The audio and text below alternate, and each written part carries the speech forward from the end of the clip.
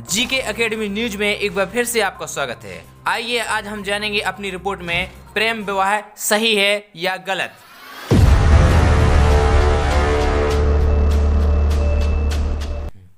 जो चरित्रहीन लड़के लड़की होते हैं वे चलते समय अजीब गरीब एक्टिंग करते हैं। उन लजमारों की दृष्टि भी टेढ़ी मेढ़ी चलती है। कभी बनावटी मुस्कुराना, मुड़ मुड़ कर आगे पीछे देखना, चटक मटक कर चलना उन पापात्माओं का शौक होता है जो अंत में प्रेम विवाह का रूप बन जाता है।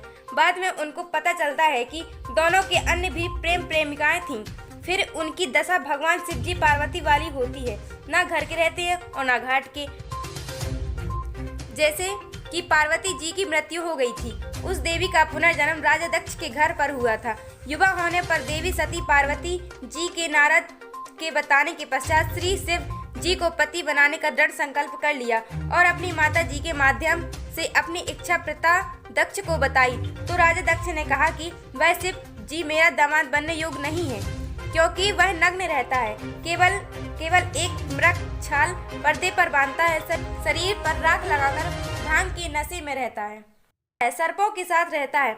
ऐसे व्यक्ति से मैं अपनी बेटी का विवाह करके जगत में हंसी का पात्र नहीं बनूंगा। परंतु देवी पार्वती भी जिद की पक्की थी। उसने अपनी इच्छा श्री शिव जी के पास भिजवा दी और कहा कि मैं आपसे विवाह करना चाहती हूँ। राजा दक्ष ने पार्वती जी का विवाह किसी अन्य के साथ निश्चित कर रखा था। उसी दिन श्री शिव जी अपने साथ हजारों की संख्या में भूत प्रेत भैरव तथा अन्य गुणों को लेकर विवाह मंडप पर पहुंच गए। राजा दक्ष के सैनिकों ने विरोध किया। शिव की सेना और दक्ष की सेना में युद्ध हुआ।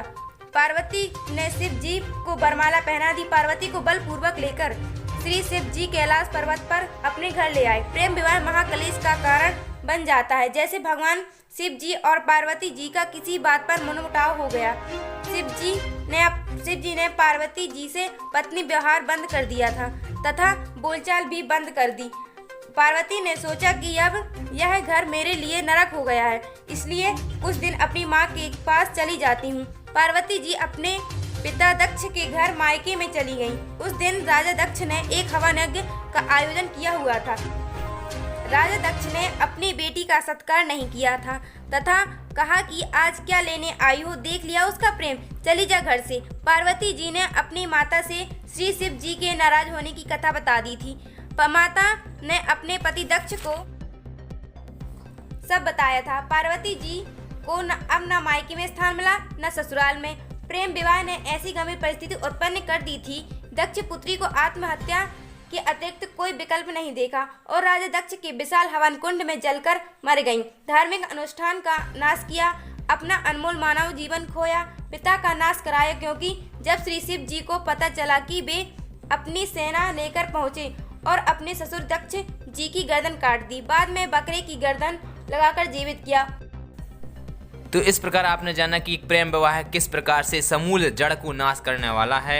यह एक अशांति का कारण है जो समाज में केवल चिंगारी पैदा करता है। एक प्रकार की कुप्रथा है जो समाज को नष्ट कर देगा। इसलिए आप इस वीडियो के माध्यम से स्वयं निर्णय ले सकते हैं कि प्रेम विवाह करना उचित है या अनुचित है। हमारे कमेंट बॉक्स में आप ज़रूर लिखें प्रेम विवाह करना चाहिए या नहीं करना चाहिए।